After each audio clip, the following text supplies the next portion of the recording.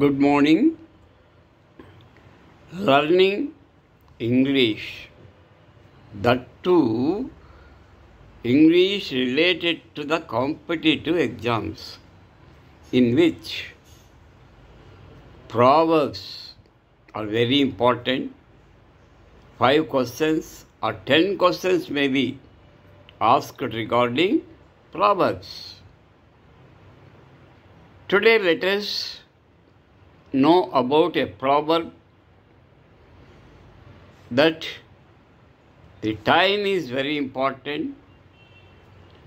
If one must rise early, one must go to the bed early. Why? Because when you get up early, you will get something good. Something good will happen to you. Take, for example, this proverb. An early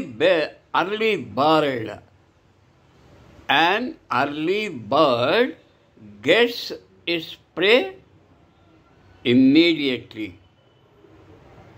An early bird gets its prey immediately. Susara? An early bird అంటే ఏ పక్షి అయితే తొందరగా తెల్లవారక ముందే లేచి బయటికి వస్తుందో దానికి వెంటనే దానికి కావలసిన ఆహారం దొరుకుతుంది. ఎందుకంటే అక్కడ రాత్రి ఒక ఆహారం పడింది. తెల్లవారితే తప్ప ఆ ఆహారం అక్కడ ఉందని ఎవరికీ తెలియదు. ఏ పక్షి అయితే తొందరగా తెల్లవారగానే బయటకు వస్తుందో దానికి అది కనిపిస్తుంది. వెంటనే అది ఆ ఆహారాన్ని సేకరించి తాను స్వీకరించి తన పక్షి పిల్లలకు కూడా తినిపిస్తుంది. కాబట్టి తొందరగా లేవడం, rise early, go to the bed early అన్నారు కదా, తొందరగా లేచిన వాళ్ళకి తప్పక ఉపయోగపడుతుంది.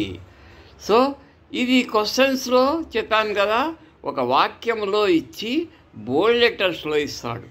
అన్ ఎర్లీ బర్డ్ గెట్స్ ఇట్స్ ప్రే ఇమ్మీడియట్లీ. కాబట్టి దీని అర్థం something benefit, something good will happen to you when you getup early అనే మీనింగ్ ఎదుర్కోవాలి. ఏదో ఒక మంచి జరుగుతుంది. తొందరగా అన్ని పక్షుల కంటే ముందుగా లేచినటువంటి పక్షికి తొందరగా ఆహారం దొరుకుతుంది. లేటుగా లేచిన వాటికి ఏమి దొరకదు, అన్ని పక్షులు ఎత్తుకొని పోయేస్తుంటాయి. అది అర్థం. కాబట్టి మనకు బాగా అర్థమైతేనే ఒక ప్రావర్బ్. ఇంగ్లీష్లో ఇదేంది, an early bird gets its prey అంటే ఆహారం. అన్ ఎర్లీ బర్డ్ అంటే తొందరగా లేచిన బర్డ్. గెట్స్ అంటే దొరుకుతుంది. ఏంది? ప్రే. ఎప్పుడు దొరుకుతుంది? వెంటనే దొరుకుతుంది. గూటి నుంచి బయటికి రాగానే దగ్గరలోనే ఆహారం లభిస్తుంది. అది లాభం తొందరగా లేచిన వాళ్ళకి. ఎవరైనా అంతే, తొందరగా లేస్తే మన పనులు మనం చకచకా ముగించుకోవచ్చు. దానివల్ల మనకు కొంత లాభం కూడా చేకూరుతుంది, మంచి కూడా జరుగుతుందని గమనించండి. శుభం భూయాత్.